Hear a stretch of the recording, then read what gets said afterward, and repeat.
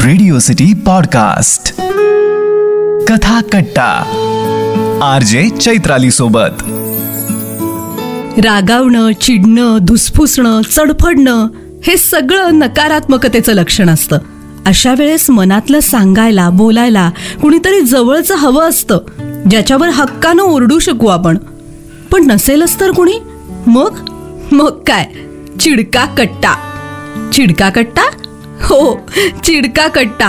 ही कथा आहे का म्हणजे कळेल सगळं.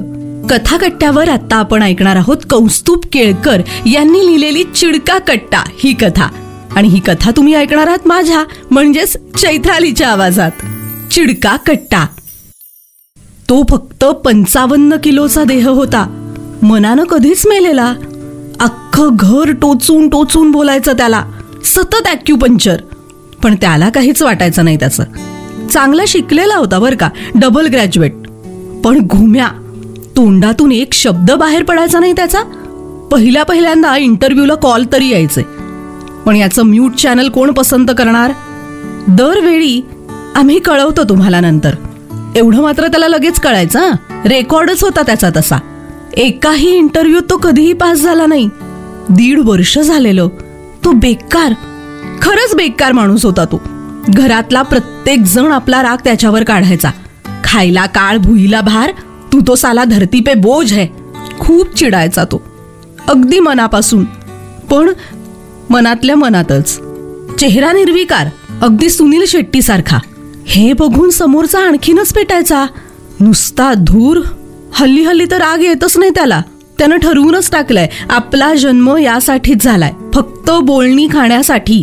कानाचा त्याच्या शरीराला काहीही उपयोग नाही. जगानं मारलेले टोमणे त्याच्या मेंदूपर्यंत पोहोचतच नाहीत. गेंड्याची कातडी झालीये त्याची, निघरगट्ट. पण एक दिवस त्याचा बाप खूप बोलला त्याला, दात विचकटून.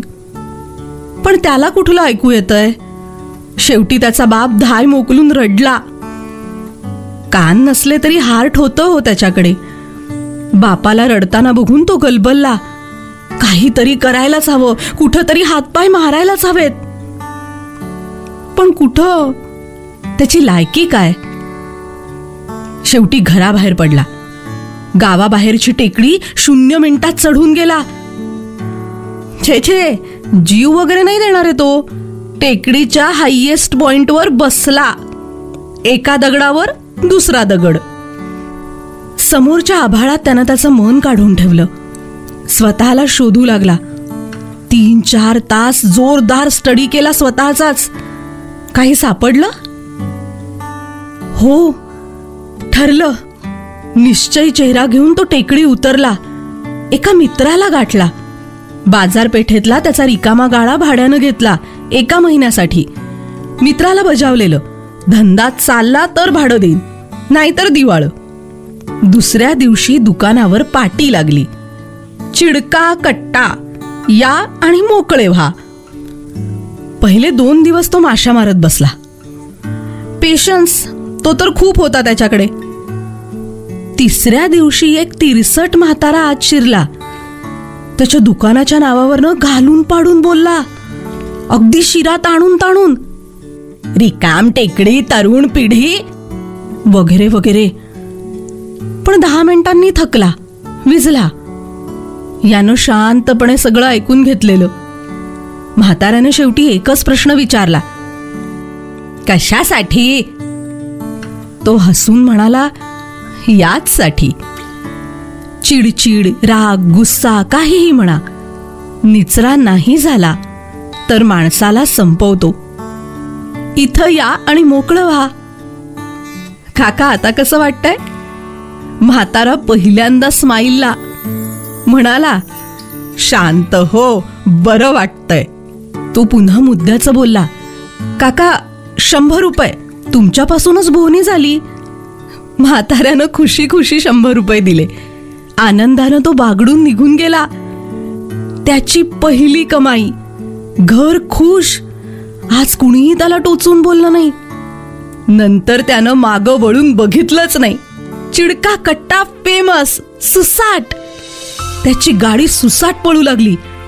बॉसवरचा राग, सासूवरची चिडचिड, धंद्यात अपयश, प्रेमात असफलता, रिझल्ट एकच, चिडचिड आणि वैताग. रोज ट्रक भरून त्याच्या दुकानात गिऱ्हाईक यायचं. चिड चिड चिडायचं, राग ओकायचं. शांत चित्तानं घरी जायचं. तो मात्र सगळं ऐकून घ्यायचा. घेणारच, त्याचेच तर पैसे घेत होता ना तो. धंदा वाढत चालला, लोड सहन होईना, स्टाफ भरला, सगळे बहिरी माणसं त्याच्यासारखीच. 3 मजली ऑफिस, बंगला, गाडी. त्याचं लग्नही झालं. बायको खुश, घर खुश. कारण तो कधीच चिडायचा नाही. त्याच्या घरात नेहमी प्रसन्न वाटायचं.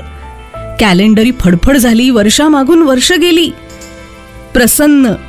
त्याचा मुलगा लाडाकोडात वाढलेला, कसा बसा ग्रॅज्युएट झाला. पुढं काहीच नाही. गावभर गाड्या पळवत उंडारायचा. उद्योग ना धंदा, रिकाम टेकडा. बापाचं काळीच त्याचं. एक दिवस लेकाला बोलावलं त्यानं. चांगला सोलला, चिडला. आयुष्यात पहिल्यांदाच वाटेल ते शब्द ओकले. त्याच्या पोरानं खाली घातलेली मान वर केली नाही. ढिम्म. शेवटी तो रडकुंडीला आला. त्याचा बाप शांतपणे शेजारी येऊन उभा राहिला. त्याच्या खांद्यावर हात ठेवून म्हणाला, तू रिटायर्ड हो आता. नाही झेपत तुला धंद्याचा व्याप आताशा. तुझा प्रसन्न सांभाळेल रे सगळं. पुढे काय? चिडका कट्टा व्यवस्थित चालू आहे. धाकटे मालक बसतात दुकानी. तुम्हाला गरज वाटली तर सांगा, पत्ता देते. चिडका कट्टा. जुग जुग जिओ. चिडका कट्टा ही कथा लिहिली होती कौस्तुभ केळकर यांनी आणि तुम्ही ऐकत होतात माझ्या म्हणजेच चैत्राली बरोबर. रेडिओ सिटी पॉडकास्ट कथा कट्टा RJ चैत्राली सोबत.